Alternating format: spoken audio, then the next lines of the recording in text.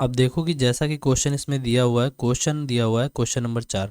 Question number 4 भी उतना easy है जितना कि दिखता है। बस आपको क्या करना है, वही एवरेज निकालना है। बस फार्मूला भी जैसा कि मैंने आपको पहले ही बता चुका हूँ, बार बार वही फार्मूले को अप्लाई करना है। तो यहाँ मीन पूछा है, यानी कि औसती। बोला है किसी अस्पताल में एक डॉक्टर द्वारा 30 महिलाओं की जांच की गई है, तो बारंबारताओं में महिलाओं की संख्या ये 30 होनी चाहिए टोटल। तो यहाँ पर जो n निकल कर आएगा वो निकल कर आएगा 30। क्यों, कैलकुलेट करके देख लो। 4 2 6 3 9 8 17 17 और 17 3 20 और 21 और 21 9 30। देखो निकल कर आया था कि नहीं, 30। उनके हृदय स्पंदन की जो रेट थी, मतलब हृदय को हार्ट बीट, हार्ट बीट जानते हो ना, हार्ट इज बीटिंग, ठीक है, प्रति मिनट संख्या नोट करके नीचे दर्शाए अनुसार संक्षिप्त रूप में लिखी गई है। एक उपयुक्त विधि चुनते हुए इन महिलाओं के हार्ट बीट की जो रेट है उसकी एक एवरेज संख्या याद करनी है। तो सबसे पहले x निकालना पड़ेगा, यानी कि एक्सपेंशन ऑफ x। तो बस जोड़ते हुए जाओ, आधा करते जाओ। 8 5 13, सॉरी 8 5 13 और 6 6 12 1 13। तो इसका आधा करेंगे, 2 6 12, 2 6 12 1, 2 6 12 और 2 6 12 2 5 10, 66.5। तो पहला कितना निकल कर आएगा, 66.5। इसी प्रकार से हम दूसरा भी कैलकुलेट करेंगे। दूसरा कितना आएगा, इनको कैलकुलेट करो, 8 1 9 7 6 13 और इसका आधा कर देंगे। तो 2 6 12, 2 18, 2 5 10, ये कितना हो जाएगा, 69.5। आप यहाँ पर एक चीज़ कंसीडर नहीं कर रहे हो, इनके बीच का डिफरेंस कितने का आ रहा है, 5 3 8। इसके बीच का डिफरेंस क्योंकि सेम ही है, क्योंकि सतत बारंबारता पर आधारित है। जब सभी के बीच का डिफरेंस भैया मेरे सेम ही है, तो तुम्हें नहीं लगता सभी का डिफरेंस सेम आता चला जाएगा। देखो 66 3 69, 69 में 3 जोड़ दो, कितना बन जाएगा जाकर, 69 हो जाएगा 72। कितना आ जाएगा, 72.5। देखो 69 70 2 72, फिर उसमें 3 जोड़ दोगे तो हो जाएगा ये 75.5। कहने का मतलब यह है कि आप इनको जो जोड़कर आधा कर रहे हो, उसी चीज़ को मैं सीधे सीधे 3 बढ़ाकर ऐड करते हुए चल रहा हूँ, और आप करके देख लीजिए आंसर वही आएगा।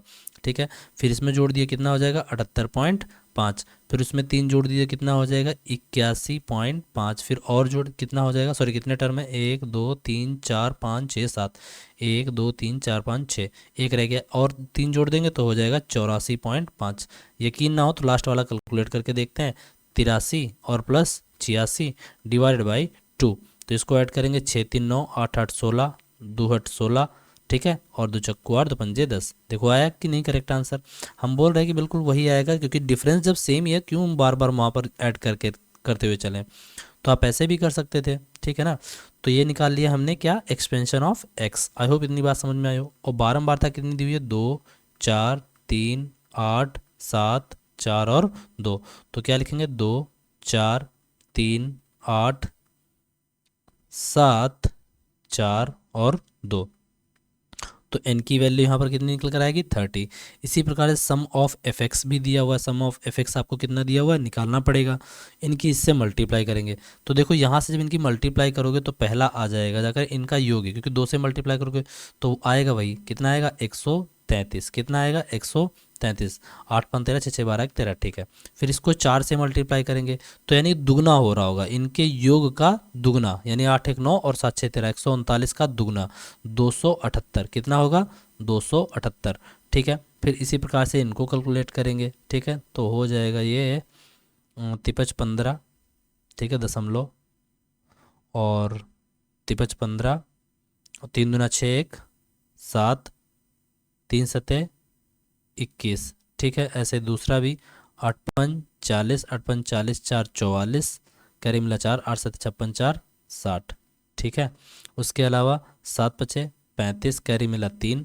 फिर उसके अलावा 7 8 56 56 57 58 59, कैरी मिला दशमलव इनके बीच में, ठीक है, 59 का मतलब 5, ठीक है। और 7 7 49, 49 5 49 50 54, 549.5। अगला 4 पंजे 20, दशमलव, कैरी मिला 2, 4 एकम 4 4 2 6, चरवड़ 32, ठीक है। उसके अलावा इसको मल्टीप्लाई कर लीजिए। तो ये 84, मतलब इसका योग ही तो है भाई। दुगने का मतलब क्या है, यही तो हमने आधा किया था, इसको ट्वाइस कर दो। तो 6 3 9 8 8 16, 6 3 9 8 8 16, 169 बनेगा। कितना बनेगा, 169। अब बस आपको इसका सम करना है, और यही इस यहाँ से आपको इसका आंसर मिल जाएगा, ठीक है। देखो कैसे करना है, जोड़ कर देखते हैं। ये देखो 0.5 दिया हुआ है एक बारी, और कहीं दशमलव के बाद कोई संख्या लिखी नहीं है, तो ये कितनी हो जाएगी, 5 5 पूरा बन जाएगी संख्या 1। सीधी सी बात है, उसको हम लास्ट में ऐड कर लेंगे, बाकी आप इनको ऐड करते चलिए। 8 3 11 11, 11 7 18, 18 18 4, 18 4 22, और 22 9 22, 8 30 31, 31 6, 31 6 होता है जाकर, 31 6 हो जाता है जाकर 37, 37 37 और 37 9, 37 3 40 6 46, कितना हो गया 46। लेकिन एक ये भी तो कैलकुलेट करनी थी हमने, जिसको 0.5 के बाद ऐड किया है, तो हो जाएगा 47। कितना हो जाएगा 47। हासिल हमारा कितना बचेगा 4।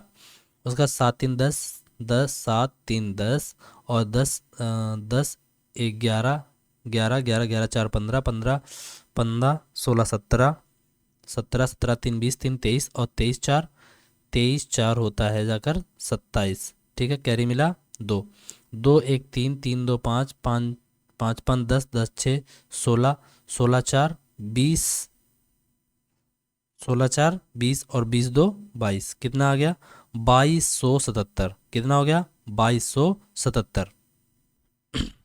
तो देखो बस यहाँ से हमने क्या निकाल लिया, ये वाला, ये निकाला है हमारी सम ऑफ बारंबारताओं का योग।